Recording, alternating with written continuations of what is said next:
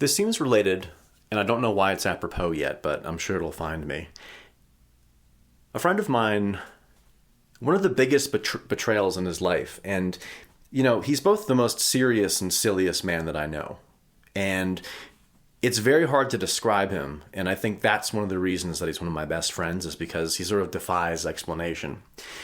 But one of the worst things in his childhood was him talking about every year he would go to this amusement park for his birthday. And he would play the games until he got this one particular Crash Bandicoot, stuffed toy. And apparently it's part of this very rare series that even to replace them nowadays is hundreds of dollars. They're quite rare. And the betrayal was that this was his most important toy. He really earned it. And it was like a yearly tradition. And it was very, very important to him. And obviously we have to let kids have that because they don't have anything more serious to achieve. It's like their first taste of actually goals and getting something. Anyway, his parents kept all of his toys, but for some reason they either lost or gave these away. And it's something that actually bugs the hell out of him even to this day. It's a betrayal that he can never forget. And I mean, there's just something about becoming an adult man that is like you shake a magic 8-ball and it just says it's going to get a lot worse. And boy, how it does. I mean, it gets a lot better, but it gets a lot worse too. And despite working in gritty, horrible, beastly industrial environments and, constantly risk of falling burned, electrocuted, as we all do, all these tumultuous things in life, that's one of the wounds that stays with him. And I don't really know why it's related to this. And he thought that he was crazy. He admits, we'll always make fun of the sort of Arrested Development bugmen types. I know for me, my temptation is always Lego. I've left all the toys behind, but I remember I saw this huge castle set. And I mean, the castle was, beautiful and high resolution. And it was just this whole, just beautiful countryside rendered in Lego. And then when you look at it, there's a flock of freaking Lego sheep and a Lego shepherd. And part of me is I just want to play with the Lego sheep. I don't know what it is, but I can't indulge that because if you Lego is like bed bugs. If you let one in, all of a sudden it's $30,000 and and your entire basement is filled with toys. But anyway, so he thought that he was crazy, and he admits that it's such a stupid thing. But I had it sort of in the back of my head, and then I remember listening to something about Ayn Rand and what started her whole thing. And, people want to accuse her. And, I mean, frankly, I'm not a big believer in sexism, but I think with Ayn Rand and with Thatcher, I think that, God, they just, the expectation for women to be socialistic is really over the top. And they really come down hard. The sisterhood of the traveling pants comes to an immediate halt the minute that a woman decides to be free market or objectivist or believe in property rights. I really feel for the libertarian sisters. But anyway, so one of her formative memories is with her father when she was in Russia. I think it was St. Petersburg. But the General Electric company had given electric trains, like a streetcar, to the population of, I think, St. Petersburg.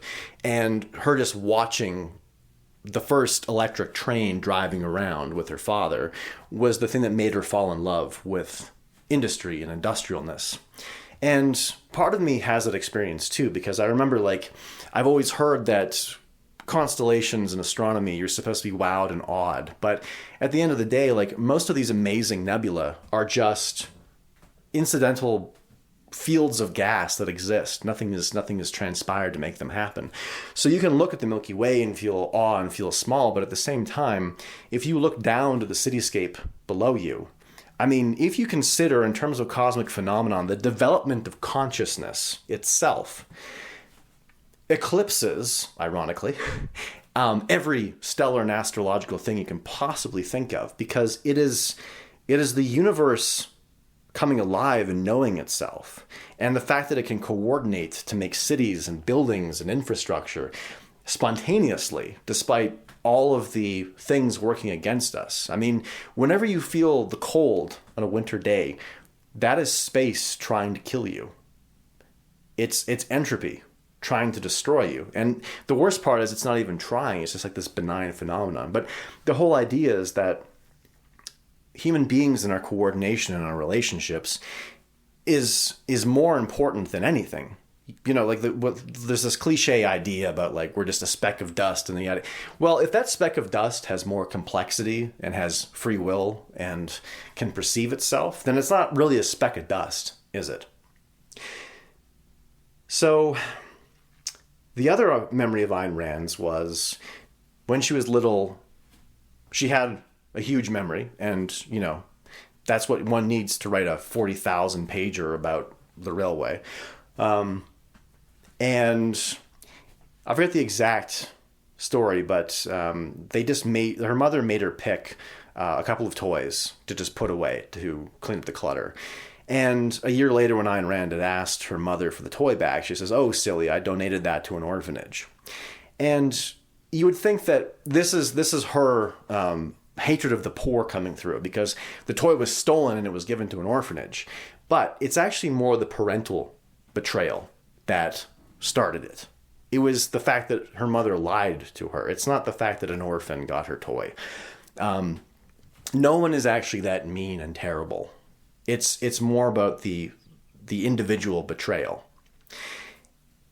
And when I sort of harp on the fact that the nature of the state is the nature of the family, is the nature of how a child was raised, that's what I'm getting at. It's everything mirrors the other thing, because human beings, millions of years in family units and interrelations with other people, we don't have some organ, we don't have some part of our brain that is dedicated to geopolitical thought. We don't have the consciousness of things so much greater than ourselves. And with caveat, you can focus on things much greater than yourself. I know that I've said don't pay attention to the news, and if it's 6,000 miles away, it's probably not that important. And that is true to an extent, but it's also just if you haven't made your relationships edifying and genuine, and if you're not really living your best life within yourself and taking care of all the things within yourself, I think that's the more important thing to start with. Because how are you going to operate as a political operative if you can't take care of your own life? Like, you see, the thing with things 6,000 miles away is that you don't really have much of an effect on them, because they're subject to democratic processes, which are just an absolute stacked deck, weighted dice. Your effect on the geopolitical is so absolutely minuscule by design. The political system exists to sort of manufacture consent, but it does not consent, and it is not effective consent. You don't have a lot of leverage. It's just a realistic, it's not a doomer narrative. It is just a realistic understanding of incentives and your place in the world. But anyway, so it's about making sure that here is a place where you've got the most freedom, is just your sphere, the things immediately within your grasp and attention. And if you can't maximize the immediate small freedoms that you have available to you, what becomes of you if you actually get political power? I mean, 1, will you be able to handle the freedom? 2, will you not replicate the sloth and the avarice and the inability to negotiate with systems in your smaller life when you get to the bigger world? And that is the whole idea about tying the psyche and the family to the political. If you haven't got these individual realms worked out, how you deal in your family and in your relationships is predictive of how you will operate when you are entered into these larger political spheres. And the reason that everything is so screwed up in the larger political sphere is because we accept the lies, and we accept the gaslighting, and we accept the control, and we accept the lack of dignity in our own lives. And it affects what we consent to in a greater sphere. I forget the actual number, but it's something like if 3% of the population stop paying their taxes, the state, in whatever form, collapses overnight. these systems of tyranny and technocracy and everything, they depend on consent. They depend on belief. And so in previous podcasts where I've said, you don't just stop lying to yourself. That is why it's the most important step, because if 3% of people stopped lying to themselves and thinking that the state was just, everything would collapse and we could emerge with a more voluntary, organized society. And when there's talk of solutions, because my elevator pitch, or the sort of reverse elevator pitch, is like, if you can't explain the value of something in 2 minutes, then it doesn't have any value. And I know that's sort of a self-terminating cliche, and that's a unfair heuristic perhaps, but it rings true for me. I think 2 minutes is more than enough time to sell yourself and to sell your idea. So when we're thinking about what is it that one can actually do to take down tyrannical systems, well, there's this thing where people are, understandably obsessed with legislative battles and legislative and cultural wins, so to speak. If you get the right bills enacted, if you get people moving in the right direction, everyone's all sweaty and frustrated and they need something to change. And I would argue that a lot of legislative and cultural movements are sort of these proxy activities where you're avoiding dealing with your personal life and you're putting it into sort of an endless fight. You're become a professional protester. Now, the reason that legislative and cultural wins don't really mean anything is the very nature of our economy and our money in particular. And to save you a lot of time and economic explanation, because these are meant more to be about the human factor, the actual human impact and what it's doing. I actually have an essay called Crypto and Counter Economics, which I can link, that explains everything about the nature of money and gives you probably the best overview I can think of, which is the collection of everything. Like I'm a big fan of Murray Rothbard and the Mises Institute and all of their economists in explaining the nature of money. I mean, the solution is ultimately cryptocurrency, but the problem is that when the government controls the currency, if all that it takes for them to get money is to add a couple of zeros onto a computer ledger, then you have no power. The asymmetry and the leverage is insane on their end. You can't really fight City Hall if they have a blank check. So we have this sanguine idea that we have a representative democracy where the best and brightest represent us, and then the government has to come to us and say, we need X amount of dollars to do this. And we say, yes, we vote. And it's a stupid system, and it implies that consensus is more important. Consensus is the ultimate ethic. But it's also the fact that that's not true. When the government prints money and has the ability to print money, they don't have to ask you for money any longer. So there's this book called The Fiat Standard by Saifedean Ammous, Lebanese Bitcoin guy. And the book is amazing in the sense that it links every little bit of degeneracy and social decay and government expansion you can possibly think of to fiat currency. Fiat currency being currency that is determined not by the market, but by the government and what it declares to be currency in a system or money in a system. And he found out that World War I, we thought that it was funded by war bonds, and it was not. The war bonds were purchased by the British government, or the Bank of England. And it did so by printing, and not even printing, just adding a zero on a ledger and creating X amount of dollars or pounds to fund their entry into World War I. Because nobody wanted to lend the government money to do something in Germany. It doesn't even make sense. Even now, people cannot really explain why World War I had to happen. It just seemed to be sort of a blood sport for the aristocracy of Europe. Really had no point, and it precipitated, World War II, whatever happened there.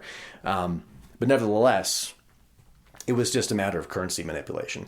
And so there's this thing called Cantillon effects, where if a chicken costs $2 And there was a point in our history where a chicken actually cost $2.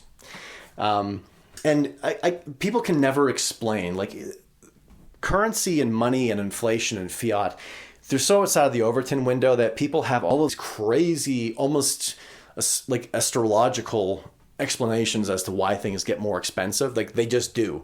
There's this thing called the cost push theory of inflation, which is just the idea that, like, well, things get more expensive because there's more demand for it. That's it. That's their explanation. The reason that things get more expensive is because a chicken costs $2. Say the government really wants your chicken, so they print $10, and then they use that newly created $10 to buy a chicken. Well, once the money is circled around the economy, it turns out now a chicken costs like $4, because the price of things is determined by how many of a unit of currency exist in the economy. And the transfer of wealth is the fact that the government prints the money and it gives it to its friends, its preferred aristocracy. You know, this will be your BlackRock, this will be your investment banks, this will be your hedge funds, whatever. They buy up resources, and then they can buy those resources, but it essentially taxes every single person that's holding dollars in the economy. So there is no, like, the government doesn't have to have a legislative requisition of chickens. It can just buy the chickens. And it's really crazy when you get into how money is actually created. I mean, first of all, you look at the actually people, they're like, oh, we don't actually print money, okay? It's actually a very complicated process where we get treasury bonds, and it's just this whole Rube Goldberg machine, all these machinations of, like, bonds and treasuries. But when you really grind down into what the hell is actually happening, somebody goes to a computer and they add a zero to a ledger, and then they buy treasuries, and then a new dollar is created. And then once that dollar is created, it goes to the various banks, of which there are like 2 in the world. And that bank has a dollar in reserves, and because of fractional reserve banking, now that dollar becomes, I don't even know what the number is now. It's like it's $1 can be leveraged to $10,000, where the bank can lend out 10,000 times what they actually have in reserves. So bank failure is baked into the system because all banks are insolvent as a baseline. And so when we're talking about voting for the right people or supporting the right cultural movements, I'm not trying to say that it's useless to be politically active and to march and protest and educate oneself. It's just, unless you fix the money, it's all pointless. And money is outside the Overton window. 6th graders can't understand economics, and the average voter is about the 6th grade. And there's no real way to vote yourself out of this. It is simply to engage in counter economics, where you no longer use crappy ways to save your money. And, you know, it's funny about the speculation, and I'm just thinking about the housing crisis, or not the housing crisis, the first one, 2008 Great Recession. So there's all this fixation on regulation, legislation, and how do we prevent speculation in the stock market and housing. So the thing is like, once you create a bubble by printing a bunch of money to keep the economy floating, whatever the hell that means, like they're just preventing the collapse, the money is going to go somewhere. And by preventing Fannie and Freddie Mae and Glass-Steagall and all these things, that's not what actually is the solution. The solution is to shut off the free money pipe, which causes bubbles in the first place. The free money pipe that funds wars, the free money pipe that makes immigration. The government can import people for the sole purpose of voting for the party du jour, the one that maintaining the status quo. The reason that we can have immigrants that don't contribute to the economy and are given loads of entitlements and reshape the entire landscape of the country for no particular benefit is because if you can print a bunch of money, you can paper over what's happening. All of the problems in society tend to be self-solving because society is made of human beings who have certain incentives, who have certain desires, and everything eventually, it's like water finding the lowest point. spontaneous organization and the best organization will happen if you allow things to be meritocratic. And the only way that things become meritocratic is if you actually have people able to save their money across time, that you're actually rewarding competency, that you're actually rewarding people benefiting a society, and not having and not by punishing people for saving by inflating the currency away. Because if you save $1,000 under your mattress, prior to about 1970, probably all the way up to the year 2000 in Canada, that wasn't a bad idea because the value of a dollar was quite stable across time. But now, like, you can gauge how crappy your currency is by its relative purchasing power in gold. So until about 2000, gold was hovering around $200 to $450 Canadian. And then slowly after 9/11 to now, at the time of recording, is $4,600. So the gold is not getting more expensive. It's just the currency is getting weaker against it. Gold is mined at a fairly slow rate. The supply and demand is quite stable. So it's the best sort of canary in the coal mine as to whether or not your currency is being devalued rapidly. So say that you have $1,000, say you have $1 million. What do you do with it? Well, you're an idiot if you keep it in the bank, if you keep it under the mattress. So what do you have to do? You have to put it into the stock market. You have to put it in the housing market. So the reason of this housing crisis and why no one can afford houses despite people getting poorer is because it is artificially concentrating wealth because people are using property as a means of saving. So you're not competing with other people that want houses as such. You're competing with the already ultra wealthy and even foreign investment that is using your housing market as savings because all of the currencies on earth are a crappy prospect for saving money. Now, I would still say, like, if you look at, and this is not financial advice, this is pure fan fiction here, but if you look at real estate and gold, I mean, the lovely thing about gold is, like, you know, if you buy a house, it's $500,000, you can buy an ounce of gold for $4,600, and they seem to climb about the same in price as time goes on. And you can sell a gram of gold. You can't sell 1/10 of a house. And, you know, as I am in the legal field, I'll tell you that selling a hunk of gold is a lot easier than selling a house.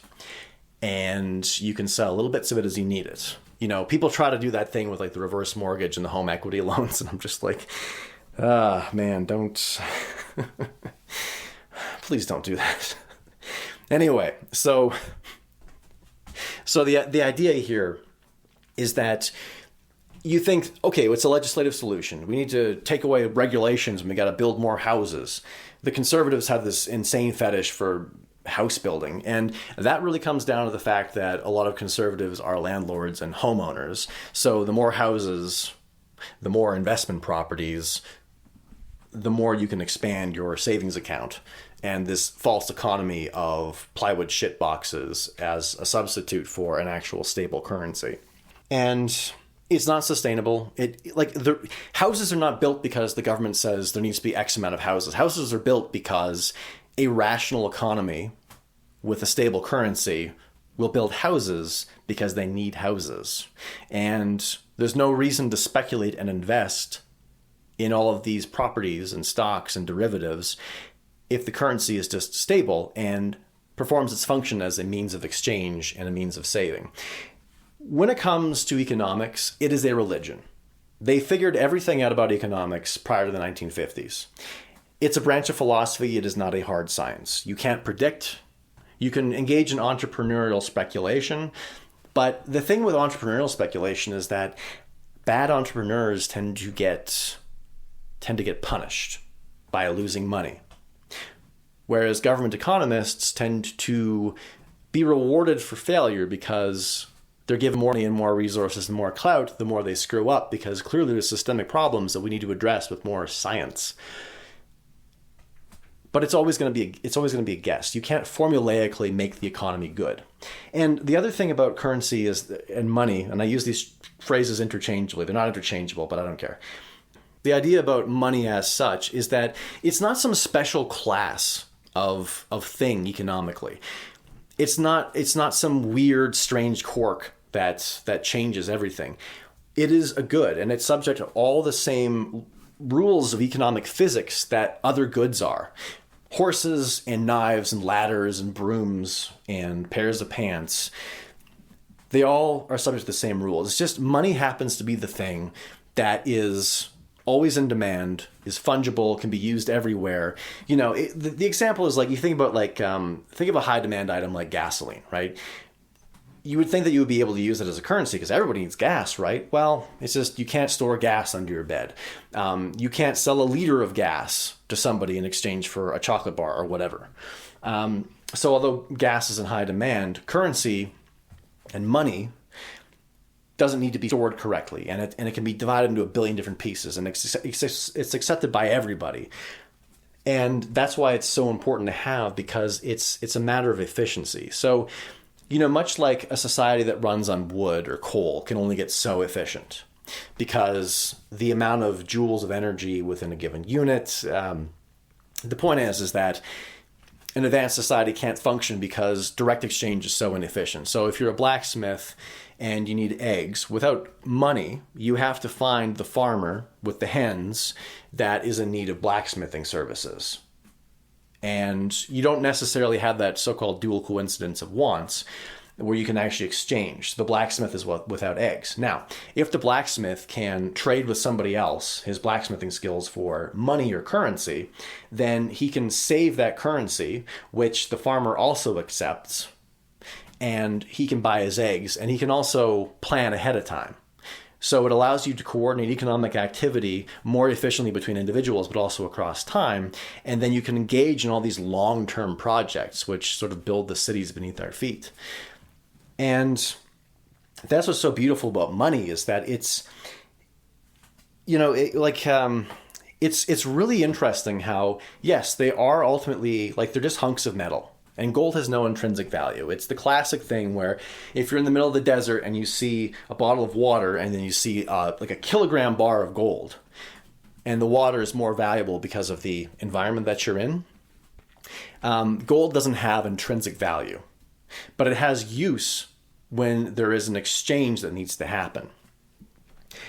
And the weird thing about money is that it's like this mass hysteria. So it is just going to be a hunk of metal. It's going to be ones and zeros. It's going to be like a little wisp of static on something. And we all engage in this mass delusion because every single economic actor, it is in their best interest to recognize money as such. If you refuse money, you get penalized. If you engage with money, you get much more efficient economic exchange. So it's this bizarre thing that is really mind-bending if you think about it, because money is more valuable than the bottle of water in the desert, so to speak.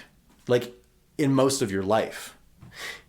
It doesn't exist. Like money doesn't exist, but everyone still engages with it. It's like language. Like language doesn't mean anything. Like what is language? It's just a bunch of ums and ahs between breaths. But the things that you can communicate language, like, hey, that's on fire, right? That's don't go there. I want that. Hello. Like all these utterances actually have value. And money, like language, we engage in this mass delusion because it makes things more efficient. But when it comes to what makes money valuable vis-a-vis other currencies and other monies, is whether or not the thing inflates to nothing. So the US dollar versus gold is better because it actually maintains its value over time, but the problem is that you can't engage in international trade with gold. Sorry all you BRICS queens out there, but unfortunately, because you can't be carting around trillions of dollars worth of gold, off to China to buy your Funko Pops or whatever, you'll always have to engage in a representative script system. So that is gold certificates or some digital ledger that represents gold holdings. And that will always be counted. It has for all of history. The gold warehouses, we exchange basically warehouse receipts, like dry cleaning tickets for a hunk of gold, as a currency. But every single scheme like that, Bretton Woods, the gold standard, was always subject to these fractional reserve rules where they just keep making more and more receipts on the hopes that nobody redeems the gold. And when they redeem the gold, then you have a market crash and a bank run. And so you can't directly trade gold. So there's kind of no point to having gold as a international means of medium of exchange. Now, in this article, this cryptocurrency article, which I will link, I explain the fact that, antibiotics, insulin, the printing press, Bitcoin eclipses all of those. And the reason for that, or just cryptocurrency in general, there are more private ones, there's a free market of cryptocurrencies, but nevertheless, it's because it can't be inflated. It's just the very nature of the thing is that you cannot artificially inflate Bitcoin. And it's got its problems and it may be surpassed by other cryptocurrencies, but the whole point is that it flows instantly across the world, everywhere, and it's not a representative token. It's not a representative piece of paper. It's not a warehouse receipt. It is the real thing. And so much like gold is just a hunk of metal, and I know that Bitcoin is just a bunch of ones and zeros, it doesn't matter because it's still going to be this mass delusion that we're involved in. And it just so happens that Bitcoin can be transported everywhere instantaneously for the most part, and it cannot be inflated. So it solves all of the issues of currency.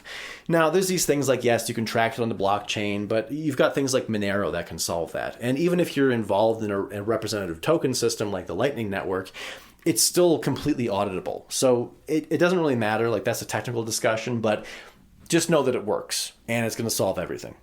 Once we get on some kind of Bitcoin or cryptocurrency standard, that is anonymous. This is very important. That is anonymous. You can't just tell who has what and where it's going. And there are ways to do this. But once that happens, the government no longer has a blank check.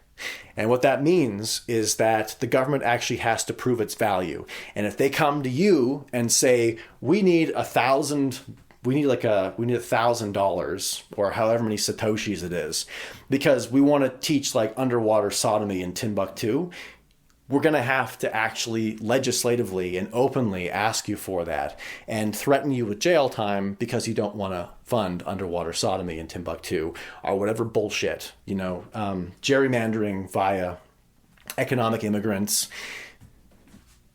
charging $500 million for a rebranding for a political, just all of the stuff that they waste, like pointless wars in the Middle East for the sake of oil companies. They actually have to ask. And that's the first thing.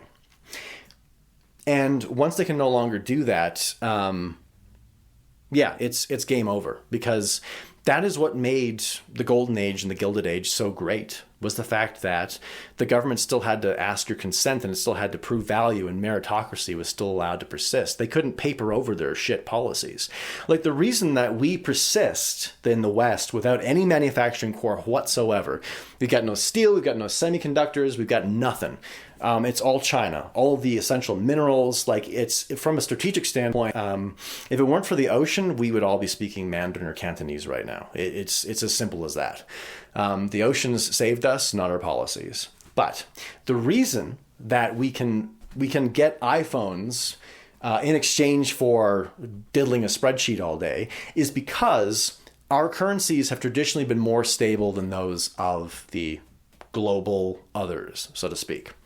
And it's just the mere fact that we're slightly more stable, that they wanted our dollars and they wanted our treasuries, that we are able to have a fake, useless, paper tiger clown economy that does nothing. And there's obviously a reckoning right now, but if we go on some kind of cryptocurrency standard and our money is changed and fixed, we will have to prove ourselves, which means we actually have to make things. We actually have to have factories. We can't have these ridiculous rules where we're not allowed to use natural resources, where we can actually afford somehow to stop pipelines from transporting oil everywhere, that we can have environmental regulations that simply preclude any industry from existing whatsoever. And that all goes away. So that is how you fix that. And a country becomes infinitely more meritocratic and high time... Wait. it becomes more meritocratic and low time preference. That is, that they value things in the future more than present consumption when you actually have a resource-based economy and economy based on manufacturing things, and people actually have something to do, not just sitting in offices diddling aforementioned spreadsheets. So it fixes so many of the socioeconomic things, and it also it means more stable. It means things are more stable. So there's less undulations of the market cycle. The Austrian theory of the business cycle is the thing that explains why the business cycle exists in the first place. Why there are booms and busts.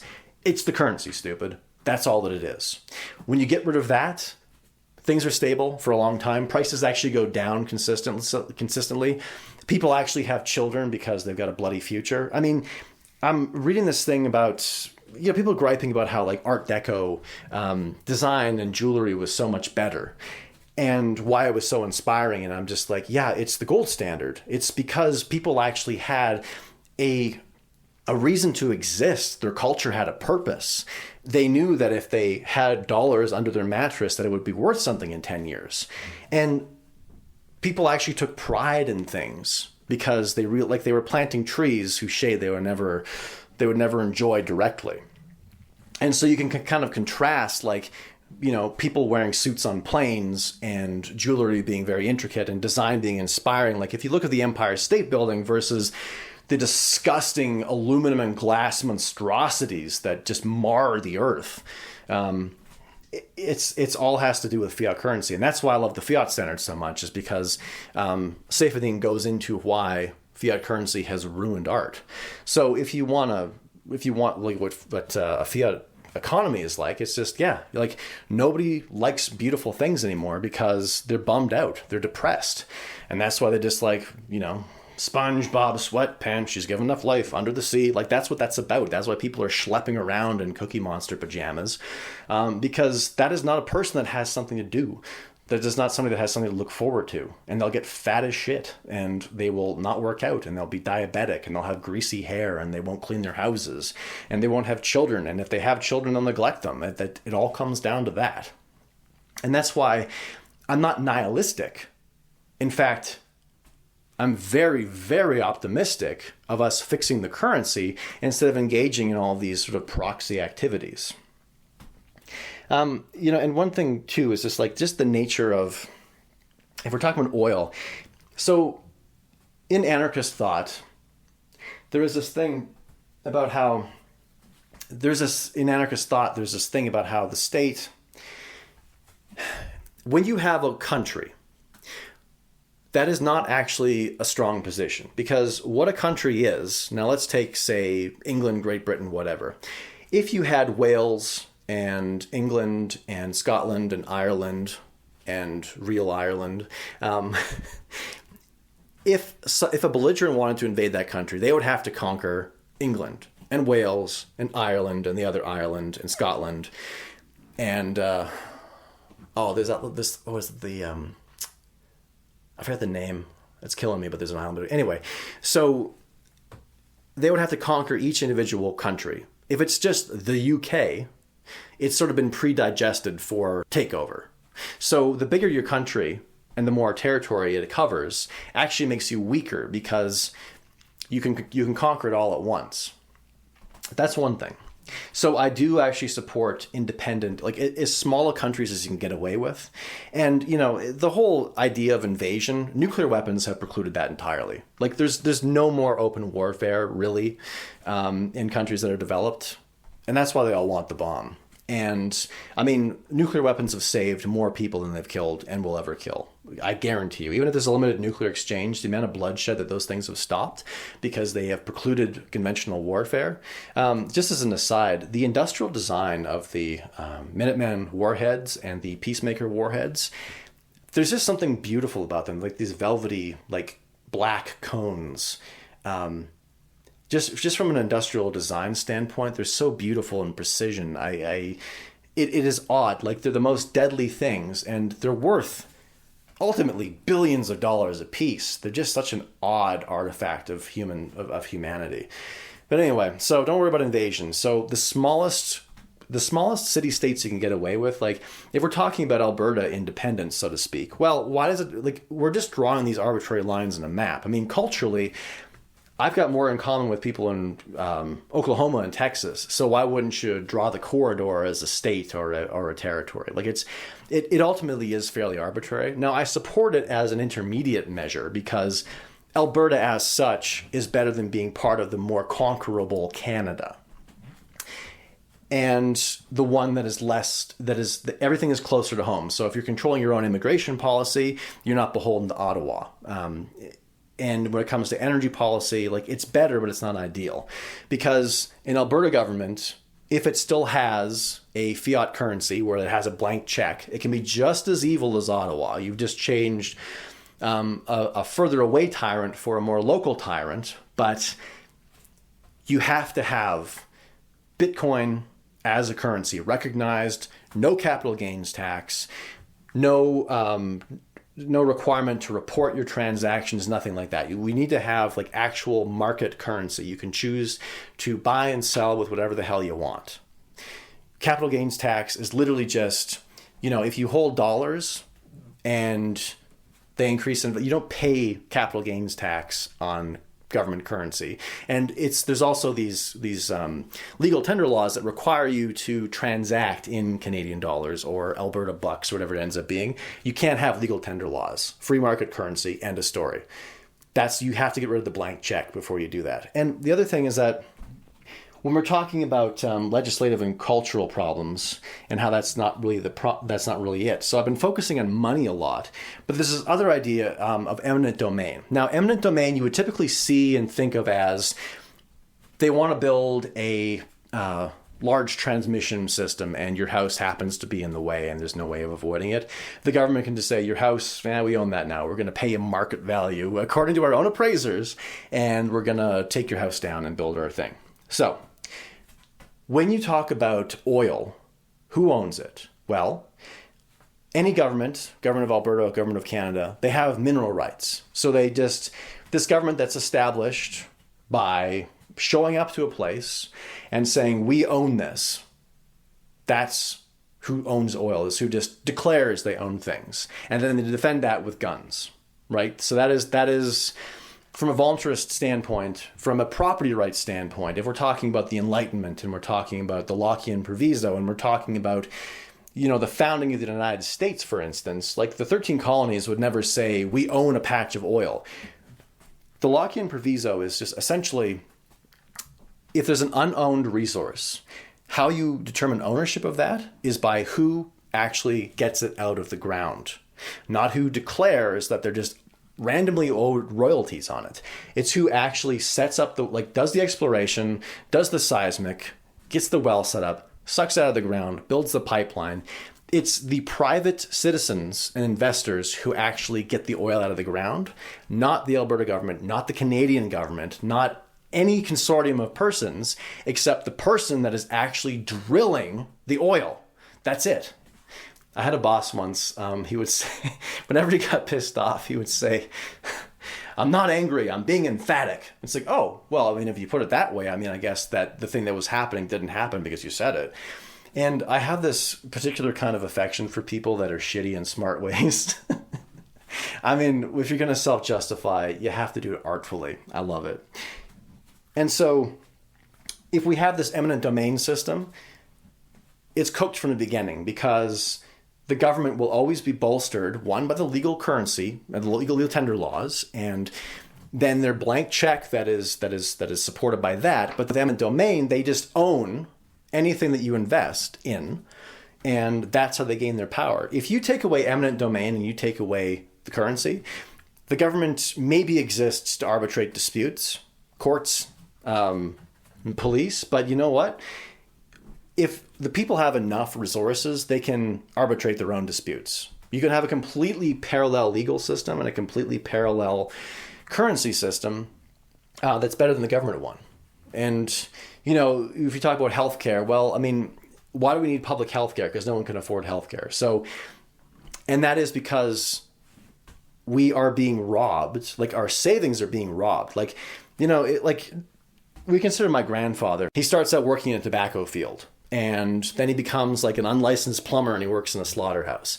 You think, wow, that guy's going to suffer. No, he not only got a house from a kit that was delivered by rail car, but he could take enough time off of work to build the house and then fill it full of 3 kids, my mother being one of them, and a car and a huge garden. And, I mean, this even when they ended up selling it long after his death, like it was like hundreds of thousands of dollars in the open market. There was like a bidding war for it. But the point is that whenever he needed medical stuff, like he didn't actually need health insurance. He didn't need public health care. Anything that happened to him, I think he got in a car accident once and he just paid for it with cash. And he was pretty messed up. People used to just pay for these things with cash. There's no reason to think that healthcare would be so unbelievably expensive. It's just as simple as that. It's just because the Cantillon effect, this extraction of value, means that you're so poor that you then need to beg the government for a fraction of your wealth coming back to you. And it's the same thing with housing, and it's the same thing with healthcare. And we keep engaged in this positive feedback loop where we become poorer and poorer and poorer, and then we need the government to partition more and more back to us. But the thing is that creates you become locked in this feedback loop where you have to keep voting for the same people to keep your entitlements, and thus no real reform can happen. So it ossifies the structure of the government. It ossifies the structure of everything. And then the state persists forever, endlessly, until it all collapses, because the country is not built on merit. It is not built on rationality or the laws of physics or realpolitik or how things actually work. You just end up collapsing because of that. And that is the fate of every country that is engaged in currency debasement. Roman Empire, British Empire, it all comes back to the money. And when we talk about legislation, I'll just very quickly talk about that. We think that legislation is the thing that keeps corporations from poisoning us, and it's not. It really just tends to function as only the companies that are already established can afford regulatory compliance, because you need 1 billion lawyers and 1 billion experts to ensure that happens. You don't need regulations because basic courts, the courts of 13th century England could handle environmentalism, because if your water is being poisoned by a factory, you have a tort. You have any real court stocked with your peers and is even slightly objective would say, yeah, you can't poison somebody's water or the air. It's so unbelievably simple. And so we're spending billions and billions of dollars to correct things that could be corrected by English common law.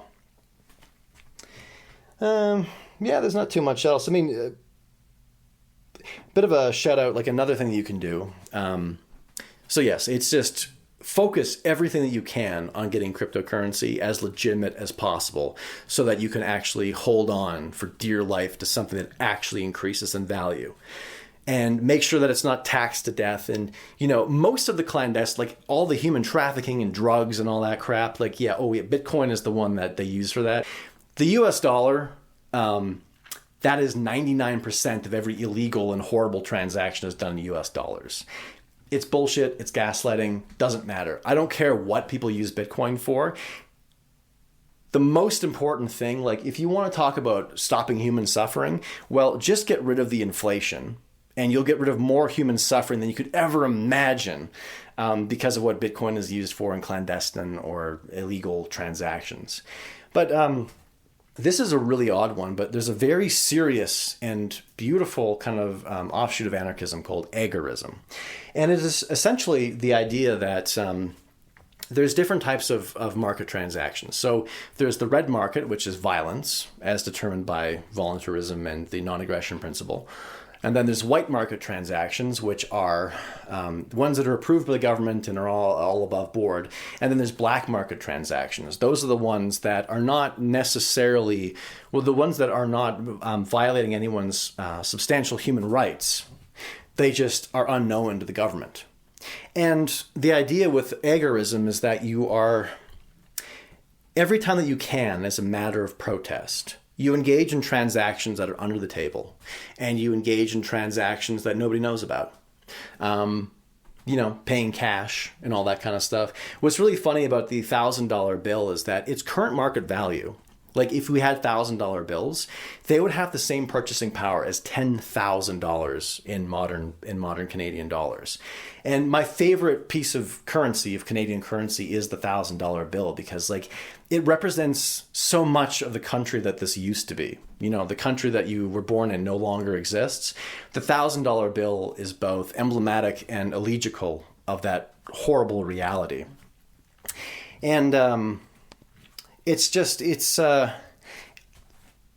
idea that all of the under-the-counter transactions that you can get away with, everything that nobody needs to know about, localism, even trading with people, direct exchange, goods for goods, just the liability is obviously always pay your taxes. I can't stress this enough. You have a moral duty to pay taxes and to report everything.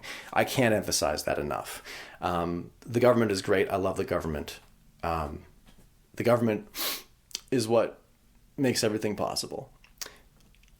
But, as a matter of localism, direct exchange, and just making it between people, and just supporting small community ideas. And it's also just the idea of knowing your neighbors and having networks, not being reliant on the government.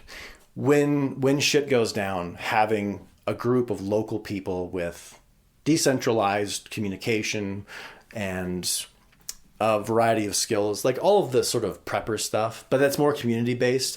You can't be some guy polishing guns and a pile of canned beans.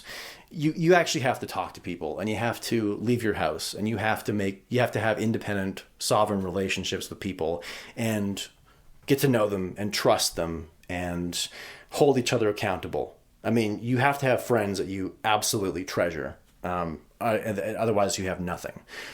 You can have guns, but if you don't have friends, the guns are useless.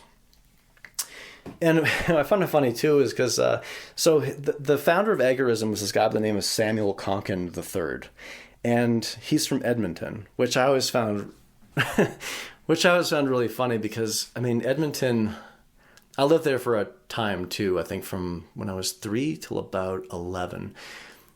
But there's just something about Edmonton. It's just such this frozen heap of false authority, and it's getting worse. And every so often something beautiful and unexpected comes out of Edmonton, and it's always a sight to behold.